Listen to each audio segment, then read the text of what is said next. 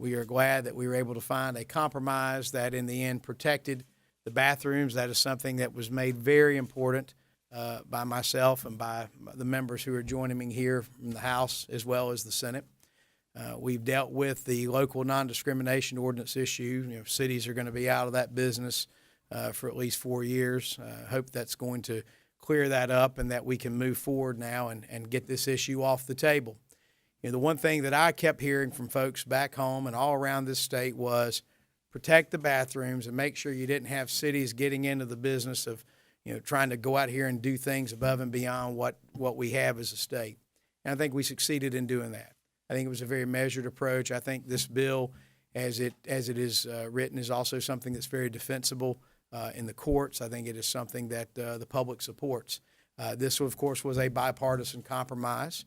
It represents that it's, you know, nobody is 100% happy, but I will say I'm 95% happy with what this bill does. I think it's a great step forward, and I want to let Speaker Pro Tem Sarah Stevens, who this was her bill, let her speak to this as well. Sarah.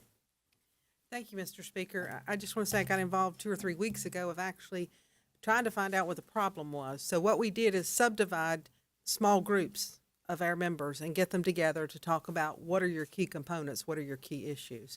And the Speaker just named the 2 that were the most critical, and that is protecting the privacies of bathrooms, showers, locker rooms, and second, not letting other cities go out and do this kind of foolishness, this kind of extraordinary measures that are not part of what we are as a Dillon state. The Speaker then got involved in having a lot of small group sessions, and so even those you heard protesting were heard from. We did bring them all in. We did give them all the opportunity. And for some on the more extreme right and some on the more extreme left, there was not a lot we could do to bring them together. So I think what you did see, as Ms. Beniti put out in her tweet, was you got the ACLU and the Family Values Council going together to oppose this bill. That was a group of strange bedfellows. I could say I think that most of the members, I think, are now ready to move past this issue, and we've been doing a lot. We've been doing a lot of good legislation, but you guys with the cameras and the pens keep wanting to talk about this same bill. I'm sorry you won't be able to talk about it anymore now that it's been resolved. But we're really glad to get this resolved, and I can tell you that members of the business community in North Carolina were very engaged in trying to help see a solution.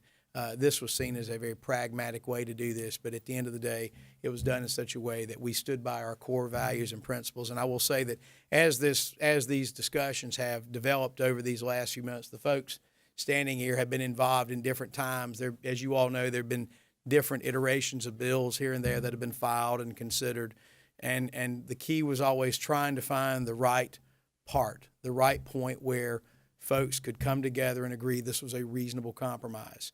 And I think what you saw with this bill, which passed overwhelmingly in the Senate as well as in the House and should be on its way as we speak to the governor for his signature right now, represents that. So we're glad that this is now resolved. We'll be glad.